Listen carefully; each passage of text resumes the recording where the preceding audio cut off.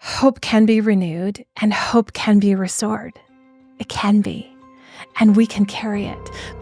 A culture of hope comes from heaven. It comes from Jesus.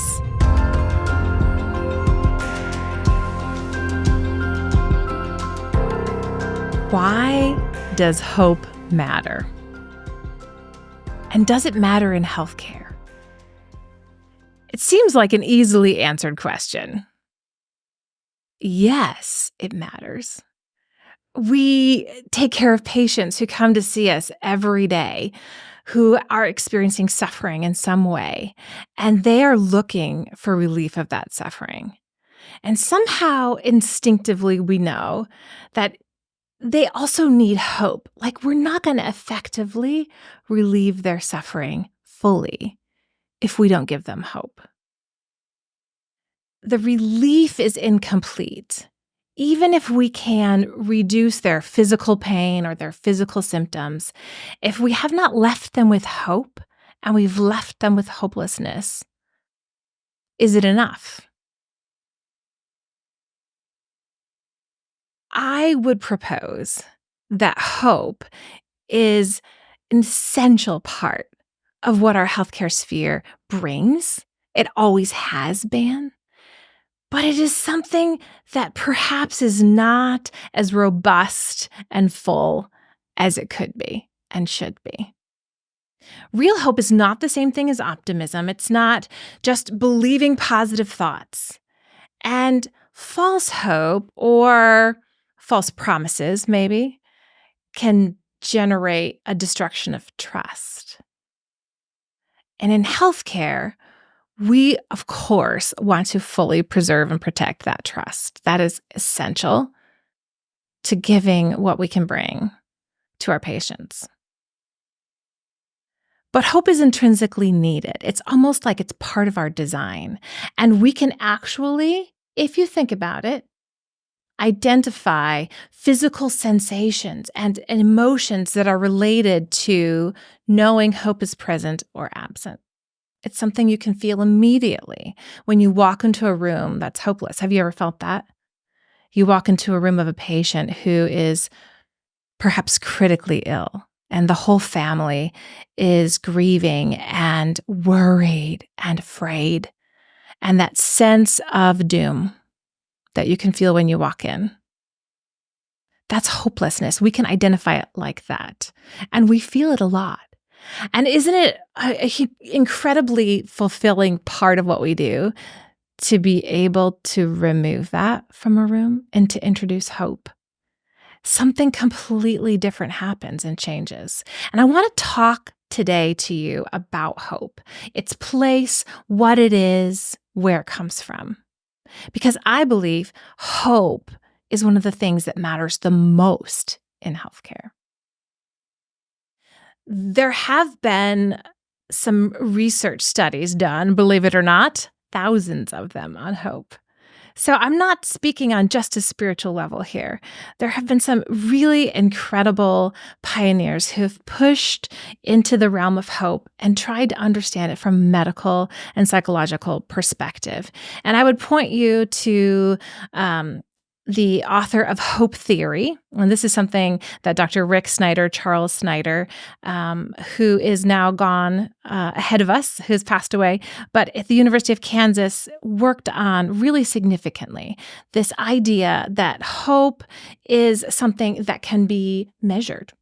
And in his research as a psychiatrist and researcher, he developed a theory that hope is a type of thinking. It's a type of cognitive processing in which there's this goal-directed thinking that an individual can begin to have that is about their future and about their own ability to optimize their future. And that involves perceived capacity about their ability and pathways to optimize that future, as well as a component of agency thinking, the will to do that, the motivation to follow those pathways to a better outcome. And that is how he came to understand hope as he observed countless patients and how they interacted around healthcare. He claimed that hope was measurable. And more recently, I would point to Dr. Chan Hellman, who works at the Hope Research Center at the University of Oklahoma, and who I truly appreciate for his work on hope. He defines hope as the belief that the future will be better, and you have the power to make it so. That's what hope is on a psychological level. And hope in his framework of research is based on three main ideas: that you have desirable goals, that there are pathways to achieve those goals, and that you, the individual, have the willpower to pursue those pathways. And all of that is wrapped up in this type of processing and emotion that we label hope. He wrote a very helpful and interesting book that I recommend called Hope Rising: How the Science of Hope Can Change Your Life. And in this book, he reviews more than 2,000 studies that have been done on hope. Hope is a really big part of what we do, and it's important. His research has shown that hope predicts adaptive outcomes. This means that an individual patient who has measurable hope actually does better, has a different outcome, is able to adapt to their situation on a much higher level than a comparable patient who has little to no hope. And that is tremendous research. Hope is a secret ingredient somehow. You can give these patients the same treatments, the same therapy, but hope can predict a different outcome. Hope is also gives a person the ability to buffer the effects of adversity. So instead of experiencing the same level of trauma from an equally traumatic experience or from suffering and pain, hope allows an individual to experience that at a much less level. There's a buffer effect. How strange. Hope can also be influenced and sustained. So you can have no hope, but you could have an interaction with somebody who has hope, and it's almost like it can be transferred. And it actually can be grown by interactions with others. So just because an individual has no hope does not mean that they will continue to have no hope. There is an opportunity for the healthcare sphere to interact and change that. And we know from research that that can make a significant difference in what happens to them. Hope scores can actually predict outcomes, just as important as other scoring systems that we use in the medical field to identify risk, to identify potential prognoses. There's a scoring system that some have developed for hope. A very interesting paper that was published last year by Malid and Lee, entitled "Giving Hope as a High Reliability Function of Healthcare." That's an interesting title. This pair talks about their research in psychiatry and in interacting with other physicians around this idea that hope can actually be measured and can be measurably increased in patients. And they take hope theory even further in that they claim that hope should be and can be a group activity, that it doesn't just depend on an individual person's cognitive and emotional ability to grasp hope and to sustain it, but that it's actually more effectively championed between individuals. And there's obvious implications for how we as healthcare heroes can partner with that idea, can actually implement that. They went on to clarify this beautiful statement. I can't get over it, which is, in healthcare, no patient should hope alone. Hope should be a group activity. They further defined hope as the delta or change the increase in a person's experience that they're expecting a better future. So hope is not only a static force, but when you're measuring hope, you're looking for an increase to indicate that it's there. So intrinsically, they claimed hope grows. That's how you know it's there. I'm paraphrasing. They actually recommended a hope checklist. So for those of you who really like to have your protocols and checklists, this is a great paper to look at because they actually break it down into 3 different aspects of approaching a patient and identifying what can increase hope. So these components that they identify in their checklist: 1, clarify goals of what a positive future would look like. So I actually renamed this the what if game. Sometimes it's difficult for patients in the midst of crisis to identify any ideas about what a positive future would be like, except not having this. And it's actually easier to get into that space where they're hopeless with them if you begin to make some suggestions. Well, what if you didn't wake up in pain next year? What if your pain scores decreased by 50%? And some of this stuff sounds very reasonable, and patients are like, oh, that would be good. Yeah. And they start to agree with you. And then I always like to be a little bit outrageous and to begin to start to suggest outrageous things. What if you actually started a support group for people like this because you actually got completely free of it and you gave away your secrets to how you healed and how you recovered, and people came to receive from you and thought you were a hero? And these outrageous things that you start suggesting are the what if game. It lifts thinking and it introduces something that a patient can decide to grab. And it might sound outrageous, but I can tell you over and over again how I've seen this introduction of hope via the innocuous what if game. They'll join right in. It's really, really fun because then you just start sitting there laughing at the ridiculous possibilities for the future. And sometimes some of those land and feel really intensely possible. The second thing that they recommended in their checklist was to increase belief in clinician agency. So actually, hope has a connecting point. Hey, I'm committed to walking this through with you. I've done this before. I've seen people in your shoes and they get better. It's very possible. And I'm going to walk this out with you. I'm going to be there with you. It's going to be a process. But what if the process is got forward momentum? This connection of I have skills and I have the will to be with you. That is a huge hope generator. And then finally, the third thing, increase awareness of pathways. How do we get there? What are some of the things that we can do? And this is where we have collaborative treatment discussions with patients. But this is where hope lives. Like, these are the potential ways. Do you see there's a way forward? And these are actually measurable protocols for how we increase hope. This has been studied and this has been used. I love this. Get your hope checklist.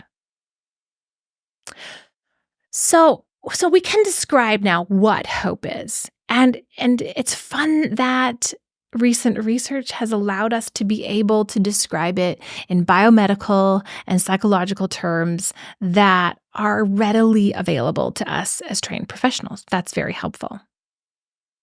But yet still, where does hope come from? I think we can readily identify this is it and this is where it's not. But do you know where it comes from? Well, it feels on first pass like it's coming from people. So in our context, we are the healthcare providers, and so we have this incredible privilege to be the ones who have it, and we give it. And that's hugely fulfilling. But where do we get it? Hey, healthcare heroes, have you been impacted by this podcast? I've been working on making this content freely available to all of you through my nonprofit, and I would love for you to be able to help me in this effort. You can make a tax-deductible donation at our website, restorehealthcareproject.org. Thank you for helping me champion hope. And I want to propose that a vast amount of the burnout that we are seeing in our healthcare sphere amongst clinicians is because we are trying to be the hope source. We're trying to give it away. And we, as limited human beings, we don't have an unlimited source of hope. Unless. And that's where I believe the spiritual realm is so critical to what we do. Because in the spiritual realm, outside of the rules of this particular physical realm, there is power and force available that we can tap into. And I believe hope ultimately comes from God. In 1 Corinthians 13, the Apostle Paul talks about love, faith, hope, the three.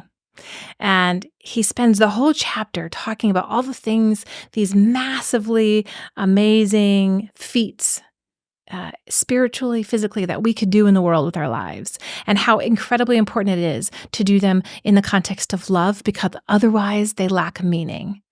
And as he goes through all of these things and all the gifts that people might have, as fancy and supernatural as they may be, he says that the greatest of these is love. Now, all of these three things remain: faith, hope, and love. And the greatest of these is love. He talks about all these other gifts are going to pass away in the world that is to come, but these three will remain. And that has always struck me as really powerful. Paul identifies, hey, there's these crazy super forces that exist. They've existed before this world. They came from God. They are what gives meaning and power to what we do. And they continue on in the age to come.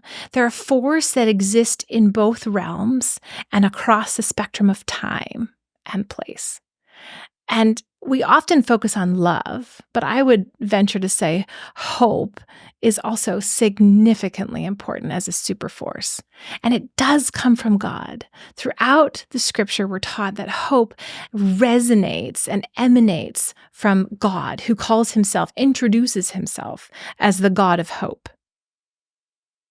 When we encounter this God of hope, we become impacted by that hope, and it can actually flow through us. We have access to that by encountering Jesus. Paul says in Romans 15, "May the God of hope fill you with all joy and peace as you trust in him, so that you may overflow with hope by the power of the Holy Spirit." So hope has its source in God, and it gets to us. How? By the power of the Holy Spirit. That means we actually need to encounter God. We actually need to have a connection with him that allows that overflow. And when we have that, we actually can bring that into these areas of need in our sphere. And certainly we do need it. I mean, think about all the areas in healthcare, in our systems around the world. Hope is really not as prevalent as it should be. Hope should be the thing that fuels everything we do. We are the great hope givers. We have so much hope to give. We have so much breakthrough and innovation to give away. And yet, just start going down the list of all the hopeless areas that you can think of in your healthcare system. How about health insurance? Oh, my Lord. And okay, so maybe you don't have health insurance, but maybe you have national healthcare systems that regulate and constrict. There are some areas where nothing changes, it feels like. Doesn't that feel hopeless? How about the financial constraint and debt and lack of resources that many of our healthcare systems face? How about the deep social problems that we interface with, like homelessness and substance abuse, where these incredibly difficult to solve conundrums, they massively impact individuals who walk into our emergency rooms devastated and destroyed by that. And we are interfacing with them, and we are trying to figure out how to help them. And their situations seem hopeless. What about listening to your colleagues and your team at hospital sign-outs? What happens And what do you hear? What are the conversations that you hear? I think about this when we are on my labor and delivery unit and we are running the board on the morning and we're signing out every individual patient to the oncoming staff. And we're describing what this patient is there for and how their progress has been and what we expect to come. And so often we actually discuss patient situations without hope. There are people who are recurrently present. They keep coming back with the same thing. Nothing seems to change. They are so locked into cycles of trauma and despair. And it directly affects their health, the health of their children. We take care of women who are so wrecked by drugs and by trauma that they literally have no children in their own custody, and they're maybe on their 9th baby. And we just kind of stand there sighing like, okay, well, who's going to call child protective? And are we going to take this baby away as well? And that sense of hopelessness is so profound. We desperately need the force of hope to be more present in our healthcare systems. My own clinical experience is that hope is actually that very necessary magic for anything to happen. It's like you can't have any kind of healing and progress without it. And hope is sometimes a starting point for things that otherwise would be completely impossible. I encountered this force of hope in a really profound way in a particular patient experience that has forever changed what I think hope can do. And I found myself sitting down with a 16-year-old girl, and she was there to see me because she had not gone through any signs of puberty. She hadn't started her period. She had not developed any secondary sexual characteristics, and she was scared. And she sat there with her mom, and they described everything that was lacking. And I tried to wrap my brain around all of her signs and symptoms of lack. And I did an exam thoroughly, and my heart kind of sank because I realized not only did she not have any secondary characteristics, she also did not have normal anatomy internally. She actually just had a short, blind vaginal pouch, no cervix visible at all. And I knew then that we were actually dealing with something significant, congenital, and that this was going to have a deep impact on her life. So we proceeded to go through the whole evaluation, lots of imaging, labs, and eventually circled back around to talk about what was really going on. And I explained to her she actually had several disorders that she'd been born with, unbeknownst to anyone until this time. And she had a disorder in her brain where cells did not migrate to the right place within the brain. And so she didn't develop within her pituitary gland the ability to make hormones. And so she didn't have any triggers for her ovaries to start doing the things that would make her mature into a woman. In addition, she was born without a uterus. It didn't develop. And as I was explaining this as simply as I could to her, these things are complex, and I wasn't certain if she could really understand it. And as I was progressing in the talk, I finally said to her, so you don't have a uterus, which means you won't have a period. And it means you won't. And she started crying. And I knew then that she understood that something very significant was going to affect her future. And it was grief, and it was raw. And I never liked that feeling coming into the room, that hopeless feeling of there's nothing that can be done. And so, of course, I reached for the spiritual realm in that moment. And I said to her, hey, do you have any spiritual practice or faith tradition? That's my usual kind of lead-in line to see if there's going to be openness, if I can honor the patient with my understanding of the spiritual realm. And she looked at me and she gave me that no, and the double teen eye roll that they're so good at. So I knew the door was closed, and it is always my heart to fully honor that patient sitting in front of me. And so I said, okay, but you know what? I actually do believe that God is present and He cares about us, and He cares about you. And there's some things I can do to help you. We can help you with hormones, and we can help you get your body to develop normally externally. But this part that I can see is a lot of grief to you. This part it needs a miracle. And I know that sounds crazy, but I believe in miracles. So what if? What if God would want to show His heart toward you with a miracle? And she kind of just rolled her eyes. And I said, that's okay. I got you. Let's just work on this together. And that's all. I didn't pray. I didn't have any profound prediction for her. I just had just a little what if to hand out. And so over the course of the next several months, we worked together with a reproductive endocrinologist. We were a team. We got her on hormones. She began to improve in some of these other areas. And then she was kind of lost to follow-up. I didn't hear from her. And I kind of forgot about her. Until about 2 years later, I was reviewing phone calls with my medical assistant, and she said, oh, here's one. This is weird. So-and-so called today. And she was worried and upset because she's having vaginal bleeding. And I thought, so-and-so? But she doesn't have a uterus. Well, just bring her in tomorrow for an ultrasound, and it's probably something, it's probably nothing. And I forgot about her again until later that day as I was reading those ultrasounds from the day's work.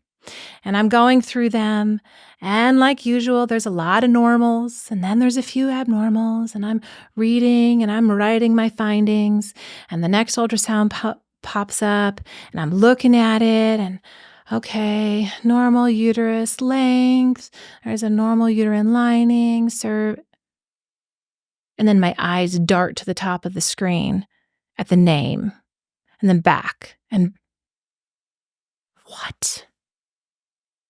And at that moment, I just kind of froze. Like, what am I seeing?